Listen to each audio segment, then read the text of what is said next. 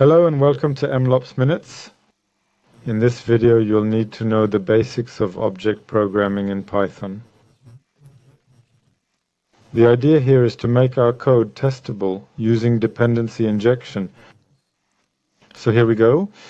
So to start with, we're going to remove everything linked to the patch method, which magically patches our code, and we don't want that. It means our code has coupling. So now I've got the doJob method. I'm going to control right click to go to the method. And what I'll do is create a class here, job, which will have two methods, doJob and merge data frame. So I need to add self as the first parameter. Same for merge data frame. And merge data frame, I'm going to make it private according to Python conventions by placing a double underscore. So we're going to make the modifications. So now what's happening is that I haven't modified much, but I need to update my test. And what's going to happen is that I'll have to instantiate my job class calling job with parentheses. So now I can do job doJob.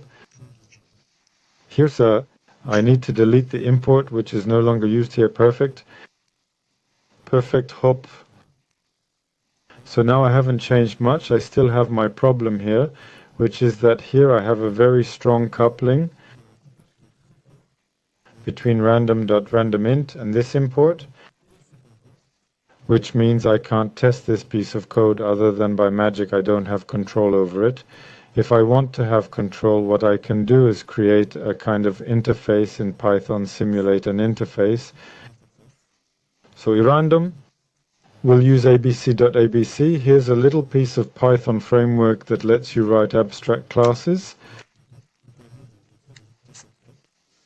We're going to simulate an abstract class that has a randomInt method with two parameters a and b, which are integers, and return an integer. Perfect. Now we'll create a constructor in my job class.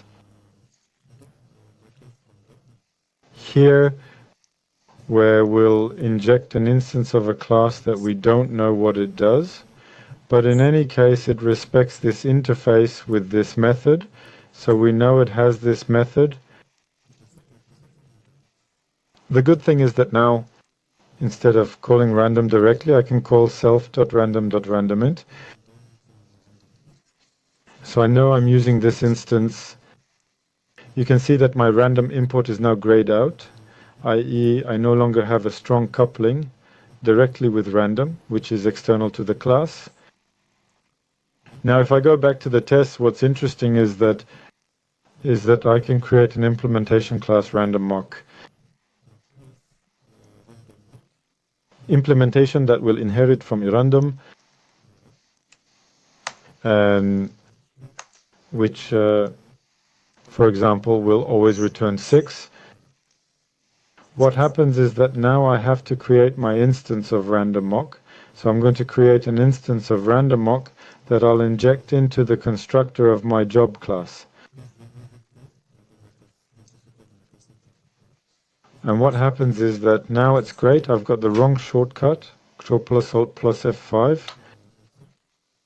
I can run my test and now it's green.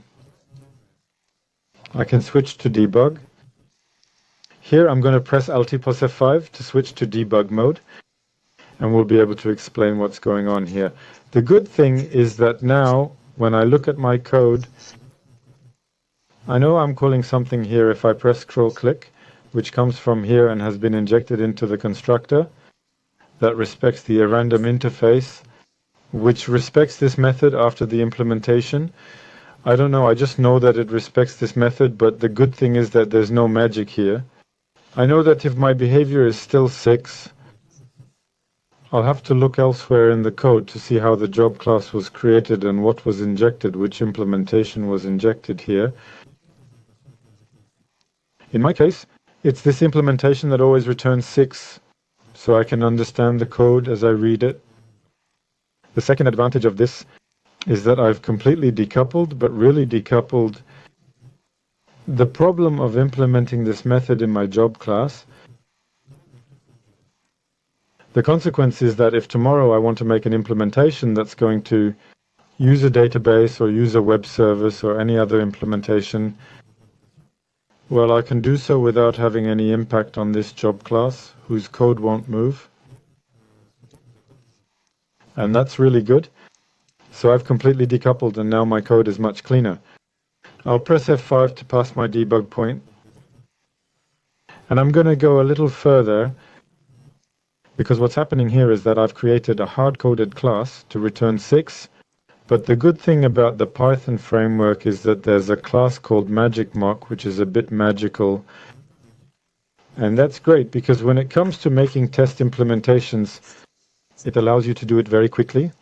Or I create an instance that respects the random interface, and I'll also mock the randomInt method, which will always return the value 6.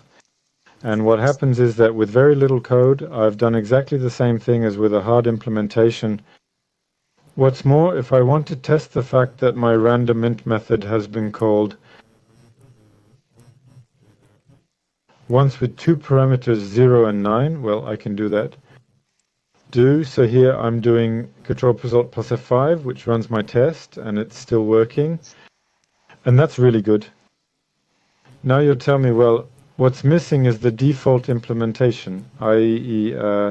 Actually calling the random that comes from the imports Python class of the Python framework. So what we'll do is create a default random voila implementation that inherits from a random and reuses my default implementation. And if I want to simplify my default code, I can instantiate this random voila class, which means that in the case of out-of-the-box testing, if I wanted to, well, by default, I wouldn't have to specify what I'm